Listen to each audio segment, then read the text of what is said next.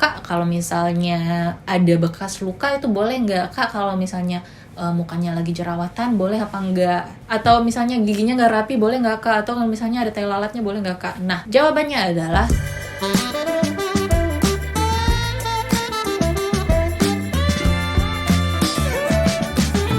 hey guys, welcome back to my channel. Di video kali ini aku akan ngebahas tips and trick and cerita aku selama seleksi pramugari di salah satu maskapai di Indonesia. Ini udah pernah aku sharing sebelumnya di Instagram aku. Instagram aku ada di sini. Kalian bisa baca-baca sendiri juga sih di highlight aku. Cuma di sini aku akan bahas lagi. Mungkin buat teman-teman ada yang pengen masuk seleksi pramugari atau kalian pengen tahu gimana sih caranya jadi pramugari itu harus ngapain aja, harus backgroundnya apa aja, karena itu masih banyak banget yang nanya di Instagram aku. Jadi aku akan bahas di video kali ini. Dan sebelumnya jangan lupa kalian subscribe dulu kalau kalian belum subscribe, biar kalian gak ketinggalan video-video aku selanjutnya. Oke, jadi pertanyaan yang paling banyak banget ditanyain di Instagram aku seputar rekrutmen pramugari. Pasti banyak banget yang nanya, Kak, kalau misalnya lulusan ini boleh nggak sih gitu. Nah, jawabannya adalah syarat umumnya itu lulusan SMA. Jadi, buat kalian yang nanya, Kak, harus sekolah pramugari nggak sih buat jadi pramugari? Jawabannya adalah tidak, karena syaratnya di sini adalah lulusan SMA aja. Sekolah pramugari itu mungkin membantu kalian untuk menyiapkan diri kalian untuk seleksi maskapai-maskapai yang kalian tuju. Tapi itu bukan jadi syarat utama kalian menjadi pramugari. So, kalau kalian udah lulus SMA dan kalian nggak ngelanjutin sekolah pramugari, kalian masih bisa tetap daftar seleksi pramugari di maskapai yang kalian tuju. Terus ada pertanyaan apa lagi ya biasanya ya? Pertanyaannya itu biasanya lagi, Kak, harus bisa bahasa Inggris nggak sih buat jadi pramugari? Jawabannya adalah iya. Apakah harus lancar banget? Apakah bahasa Inggrisnya tuh harus fasih banget gitu? Enggak. Cuman yang penting kalian bisa percakapan sehari-harinya ngerti gitu loh. Oke, aku di sini mau cerita tentang perjalanan aku selama seleksi pramugari di salah satu maskapai di Indonesia dan apa aja sih tipsnya biar kamu bisa lulus di seleksi pramugari ini. Yang pertama, pastiin kalian dapat informasi rekrutmen pramugari ini dari website-website resminya maskapai tersebut. Contohnya, kalau di Garuda itu kalian bisa dapat di karir.garuda-indonesia.com, atau di maskapai-maskapai lain kalian bisa langsung ke website resminya mereka. Kalau informasinya nggak dari domain yang resmi, hati-hati karena banyak banget penipuan di seleksi pramugari ini. Terus aku bacain lagi ya. BTW sebelumnya aku disclaimer dulu, ini adalah cerita aku saat seleksi di tahun 2018. Nah, itu mungkin bakal ada sedikit perubahan di tiap tahunnya, dan di masing-masing maskapai mungkin akan ada perbedaan, tapi nggak bakal jauh berbeda. Maksudnya basic-basicnya tetap sama seperti yang aku ceritain ini. Jadi kalian bisa belajar dari apa yang aku ceritain kalau kalian mau jadi pramugari. Tahapan seleksinya tuh kayak gimana sih? Oke, tahapan seleksi pramugari yang pertama itu kalian akan dites BMI dan penampilan. BMI di sini adalah kalian akan diukur tinggi badannya dan berat badannya, apakah sesuai atau enggak. Kalau untuk di Garuda sendiri itu syaratnya adalah tinggi badannya minimal 158 cm dan maksimal 172 cm. Nah, jadi pastiin tinggi badan kalian udah sesuai dulu. Nah, kalau tinggi badan kalian udah sesuai, nanti akan ditimbang berat badannya. Berat badan kalian ini ideal nggak sih? Apakah underweight atau overweight? Kalau underweight atau overweight sesuai standarnya maskapai masing-masing, itu kalian nggak akan keterima kalau misalnya nggak ideal. Kalau misalnya kalian udah lulus di seleksi BMI, kalian akan masuk ke suatu ruangan di mana kalian ketemu sama user-user dari maskapai, dan di sana kalian akan dicek penampilannya dari atas sampai bawah. Kalian akan dilihat mungkin ya mukanya kayak gimana, mukanya kalian tuh judes apa enggak sih gitu, ramah apa enggak sih gitu. Ya pokoknya appearance kalian secara first look-nya kalian itu gimana sih. Nah, kalau misalnya udah oke, kalian baru akan lanjut ke tes selanjutnya, yaitu tes bahasa Inggris. Di tes bahasa Inggris ini kalian diajak ngobrol sama user. Bahasanya gampang sih, simpel-simpel aja. Misalnya kalian masuk ke ruangan, kalian disuruh perkenalan diri, terus kalau ada pertanyaan nanti kalian harus jawab dalam bahasa Inggris. Biasanya yang ditanya itu mungkin kenapa sih kalau kamu mau jadi pramugari, atau apa sih kegiatan kalian sekarang, kayak gitu. Jadi buat kalian yang nggak bisa bahasa Inggris, mungkin kalian bisa praktis di rumah buat ngobrol tentang tentang keseharian kalian apa atau perkenalan kalian kayak gimana. Yang kayak gitu-gitu aja dulu di apa ya namanya? Dilatih. Nah, di sini banyak pertanyaan. Kak, kalau misalnya ada bekas luka itu boleh nggak? Kak, kalau misalnya mukanya lagi jerawatan boleh apa enggak? Atau misalnya giginya nggak rapi boleh nggak Kak? Atau kalau misalnya ada tai lalatnya boleh nggak Kak? Nah, jawabannya adalah selain syarat-syarat yang dikasih sama maskapai, menurut aku nggak ada yang salah dengan penampilan kalian kayak gitu. Coba aja dulu, kalian akan dinilai di sana sama usernya, apakah kekurangan yang kalian sebutin tadi itu masih bisa diterima apa enggak. Jadi nggak usah minder, nggak usah malu dulu kalau misalnya kalian jerawatan atau kalian punya bekas luka.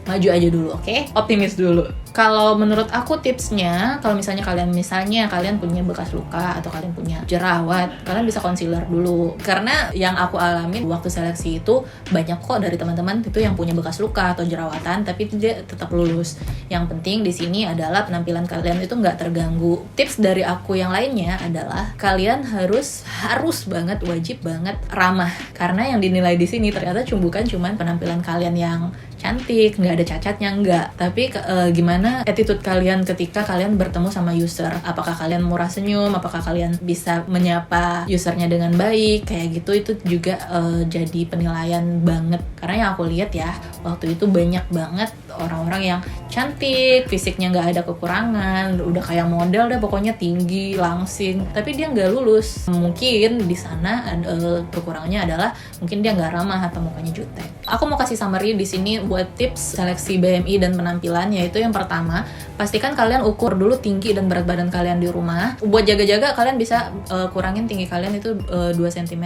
Biar udah pasti lulus nih, karena kadang ukurannya yang kalian ukur di rumah sama yang di tempat seleksi itu bisa berbeda. Terus kalian bisa pakai baju yang ngebus warna kulit kalian. Misalnya kalian pakai baju yang warnanya cerah, jadi muka kalian juga akan cerah gitu. Terus juga pakai make up yang tipis aja, natural aja, jangan terlalu lebay. Yang penting rapi, dan kalian bisa bersihin kuku atau siku dan lain-lainnya, dan juga praktis ngomong bahasa Inggris di rumah.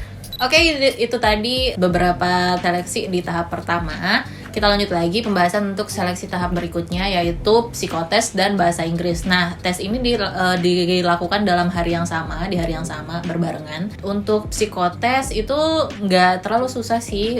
Kalau kalian mau googling, mungkin buat latihan-latihan, mungkin kalian bisa cari tes PAPI di Google, atau kalian bisa googling psikotes gambar atau CFIT psikotes untuk gambaran tes psikotesnya itu seperti apa. Nah, kalau untuk tes bahasa Inggrisnya sendiri itu juga gampang banget sih, cuman ada 50 soal yang isinya grammar. Itu tesnya dalam bentuk tes tertulis ya. Karena kalau yang sebelumnya itu tes percakapan, yang ini tes tertulisnya. Untuk tipsnya dalam psikotes sama tes bahasa Inggris ini, kalau menurut aku kalian cukup latihan ngerjain beberapa tes TOEFL aja. Nggak bakal sesusah itu, nggak bakal sesusah TOEFL. Dan paling googling aja untuk dapat gambaran tes psikotes tadi. Yang penting kalian pilih sesuai karakter kalian aja untuk psikotes, dan nggak usah percaya sama kunci-kunci jawaban yang ada di Google, karena itu belum tentu benar juga. Seleksi berikutnya yaitu background check dan wawancara potensi. Nah, di background check ini kalian akan disuruh buat bawa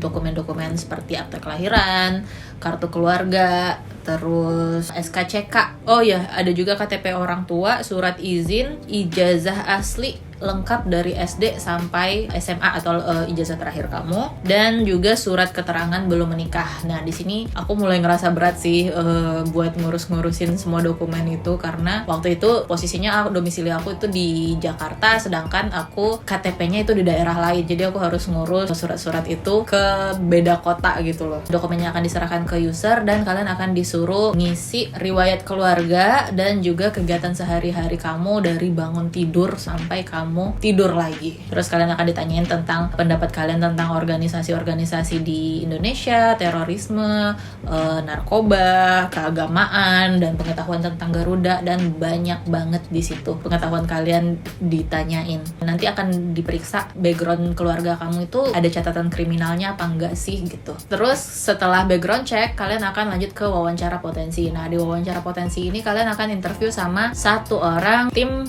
HR-nya maskapai. Nah, di sini kalian akan diajak ngobrol face to face, 1 lawan 1 sama usernya. Nah, kalian akan disuruh ceritain tentang diri kalian itu ngapain aja sih. Waktu itu aku kalau nggak salah dikasih waktu 30 detik atau berapa detik ya, aduh aku lupa. Pokoknya ada rentang waktu beberapa detik, aku disuruh ceritain diri aku, dan aku nggak boleh berhenti sampai waktunya habis di saat itu. Jadi kalian siapin aja cerita keseharian kalian ngapain, terus background kalian apa aja, pendidikan kalian apa aja, bisa disiapin di situ. Nah, tipsnya menurut aku di sini adalah yang pertama, pastikan semua dokumen-dokumen kalian itu lengkap dan asli semua, jangan ada yang dipalsuin karena kalian bisa gagal di sana kalau kalian memasukkan dokumen. Terus kalian harus jawab semua pertanyaan dari user itu dengan jujur. Pastikan kalian juga menyampaikan pendapat kalian itu dari sudut pandang yang positif, karena bakal ditanyain banyak banget tentang pendapat-pendapat kalian tentang kenegaraan dan tentang Garuda. Menurut aku kalian juga penting untuk jual diri di sini. Jadi kalian harus sampein kenapa sih maskapai harus menerima kalian. Gak usah terlalu lempeng-lempeng aja, kalian harus tunjukin bakat kalian tuh apa, potensi kalian tuh apa di sana. Kalau udah selesai dari tahap terakhir yang tadi, tahap selanjutnya itu pantuhir. Nah, pantuhir ini gambarannya itu seperti kamu ketemu sama jajaran direksi-direksi dari maskapai yang kamu tuju. Nah, mereka akan ketemu langsung sama kamu, ngelihat penampilan kamu kayak gimana, ngelihat attitude kamu kayak gimana, baru nanti mereka akan kasih tahu kamu lulus atau enggak, kamu layak atau enggak diterima di maskapai yang kamu tuju. Waktu itu aku disuruh pakai seragam maskapai yang aku tuju, terus aku disuruh rambut cepol pramugari, ala pramugari, dan juga aku disuruh make up dan juga sarapan. Nah, waktu itu aku bingung sih sebenarnya, kenapa sih kita harus sarapan sebelum datang ke seleksi yang ini, emang ada apa gitu kan. Nah, ternyata di situ yang berat itu bukan, emang nggak menguras otak sih, kamu nggak akan berpikir banyak, cuman kalian pasti grogi setengah mati di sana karena ketemu langsung sama direksi-direksinya. Waktu itu kita disuruh pakai seragam lengkap dengan dandanan ala pramugari. Nah, terus kalian akan dijejerin beberapa orang gitu ya, sambil nanti disuruh perkenalan satu-satu. Nah, di perkenalan ini kalian akan dilihat gimana sih cara ngomong kalian. Biasanya perkenalannya full English dan kalian akan ditanya beberapa pertanyaan gampang-gampang aja kok, kayak misalnya kamu motivasinya buat jadi pramugari apa, atau kamu sebelumnya lulusan mana, dan lain-lain kayak gitu. Sebelumnya aku kasih tahu dulu, di pantuhir ini yang dinilai apa sih? Di pantuhir ini yang dinilai yang pertama yaitu penampilan kalian, tetap how you look in uniform. Dan maksudnya dalam kalau kalian berseragam itu kalian kelihatannya kayak gimana sih, udah represent maskapainya apa belum. Terus kemampuan bahasa Inggris kalian kayak gimana, dan kepribadian kalian kayak gimana, dan kemampuan kalian berbicara kayak gimana, dan juga motivasi kalian untuk jadi pramugari itu apa. Tipsnya di sini adalah kalian harus prepare badan kalian, jangan sampai tiba-tiba jerawatan, tiba-tiba gendutan, dan lain-lain. Terus kalian nggak usah make up yang terlalu lebay, dan juga jangan lupa ulang lagi seperti yang aku infoin sebelumnya, kalian harus jual diri kalian, kalian harus show apa potensi kalian dan kenapa kalian harus diterima di maskapai ini.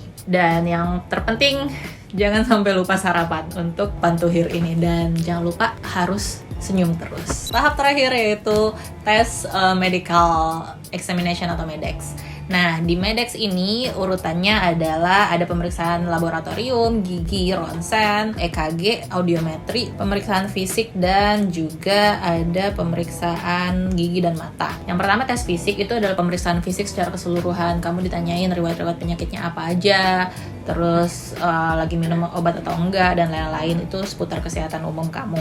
Terus kalian akan dicek kalian buta warna apa enggak, dan kalian akan di show sebuah gambar, kalian harus bacain di sana ada angka berapa. Terus juga kalian akan diukur tinggi badan dan berat badan. Terus juga ada tes pemeriksaan mata. Terus juga ada tes keseimbangan. Di sana kalian akan disuruh rentangin tangan, terus jalan dengan mata tertutup. Terus juga periksa tulang, mata, telinga, hidung, tenggorokan, tensi, dan lain-lain. Nah, di sini kalau misalnya kalian punya PR, kalian bakal disuruh recheck lagi. Waktu itu sih aku ada PR recheck gigi, darah, sama mata. Nah, kalau kalian disuruh recheck, berarti di sini masih ada kemungkinan kalian masih akan lulus. Kalau kalian kondisi kesehatannya udah fatal banget, kalian akan digagalkan di sini. Tips dari aku tentang MEDEX ini adalah yang pertama, kalian pasti harus jaga kesehatan dan kalian harus jaga makan, jangan sampai tiba-tiba kolesterolnya naik. Terus juga di situ semua tesnya nggak harus kalian lakukan dilakukan berurutan. Jadi kalian pinter-pinter aja manage waktunya. Kalau misalnya kalian udah selesai satu tes, kalian harus cepet cari tes mana duluan yang bisa kalian kerjain. Better periksa mata sama gigi dulu. Kalau misalnya kalian minus, kalian boleh bawa soft lens yang bening. Untuk masing-masing maskapai itu ada toleransinya masing-masing. Kalian boleh minus berapa dan silindris berapa. Di maskapai aku sendiri dulu itu minusnya maksimal -3 dan silindrisnya 1. Jadi kalian boleh siapin soft lens yang bening kalau mau Medex kalau kalian ada minus. Terus juga kalian periksa gigi dulu, kalau ada yang berlubang ditambal dulu, kalau ada karang giginya dibersihin dulu. Oke, itu semua tadi perjalanan seleksi aku di maskapai yang aku tuju. Dari awal aku rekrutmen di Februari, aku baru dinyatakan lulus di bulan April, berarti itu ada total 3 bulan. Jadi kalau kalian udah dinyatakan lulus, kalian akan lanjut ke training sebelum kalian terbang. Nah, di training itu di masing-masing maskapai biasanya durasinya adalah 3-4 bulan. Nah, waktu aku seleksi di maskapai aku ada kebijakan untuk membayar biaya training, yaitu sebesar 30 juta per orangnya. Nah, biaya 30 juta ini akan dipakai untuk kebutuhan kalian selama training dan dikurangin sama biaya medical check up tadi, sama ada biaya administrasi di awal. Jadi di awal ketika kamu Medex dan kamu lulus administrasi itu ada biaya sebesar 1.984.000 untuk medical check up dan 250.000 untuk biaya administrasi. Terus juga selama kalian training untuk di maskapai aku sendiri itu kita nggak disediain mes dan nggak dikasih biaya akomodasi. Jadi pastiin kalau kamu mau jadi pramugari, kamu udah siap sama konsekuensi ini. Kamu harus akomodasi sendiri, kamu harus siapin biaya trainingnya, dan juga kamu harus siapin waktu untuk seleksi-seleksi tadi, karena seleksinya akan memakan waktu yang lama banget. Jadi pastiin kalian kalau bisa stay domisilinya di kota seleksi maskapai kalian. Tapi di maskapai aku itu ada kebijakan student loan, yang artinya kamu dipinjam uang dulu nih ke bank dan nanti akan dipotong dari gaji kamu untuk pembayaran pinjaman ini. Terus ada pertanyaan nih, kalau kita dinyatakan udah lulus dan kita udah mulai training, apakah kita udah pasti bakal jadi pramugari? Jawabannya adalah belum tentu juga. Maksudnya kemungkinan nggak lulusnya itu tetap ada, tapi kemungkinannya kecil banget. Karena nanti kalian akan di training, kalian akan diberikan beberapa pelajaran, dan setiap selesai pelajaran itu akan ada tesnya. Nah, kalau misalnya nilai kalian nggak mencukupi, kalian akan disuruh untuk remedial lagi. Kalau hasil tesnya masih kurang lagi setelah remedial, kalian akan di coaching lagi dan kalian akan dites lagi. Kenapa aku bikin video ini? Karena waktu aku seleksi sendiri sebenarnya aku cukup kebingungan ya nyari gimana sih tahap-tahap seleksinya pramugari itu, karena biasanya banyak info yang nggak lengkap. Terus juga tentang biaya-biaya tadi itu, karena di maskapai aku itu kebijakannya adalah kebijakan yang baru. Ini mungkin cuma buat gambaran kalian kurang lebihnya kayak gimana sih seleksi pramugari itu, dan biayanya juga mungkin akan ada update-nya di masing-masing maskapai. Cuman ini adalah berdasarkan pengalaman pribadi aku seleksi di maskapainya aku. Oke, itu aja teman-teman pembahasan seleksi pramugari di maskapai Indonesia. Kalau kalian ngerasa ada yang belum jelas atau kalian pengen nanya sesuatu selain yang aku udah bahas tadi, kalian bisa komen di bawah. Oke, kalau kalian ngerasa video ini bermanfaat buat kalian, jangan lupa kalian like dan jangan lupa di komen. Kalian bisa kasih tahu aku, Kak, thank you ya infonya, karena aku seneng banget baca komen-komen kayak gitu. Karena jujur ini capek banget ngeteknya dari terang sampai gelap. Makasih banget buat semua yang udah nonton, tetap jaga kesehatan, dan sampai ketemu di video yang selanjutnya. Dadah!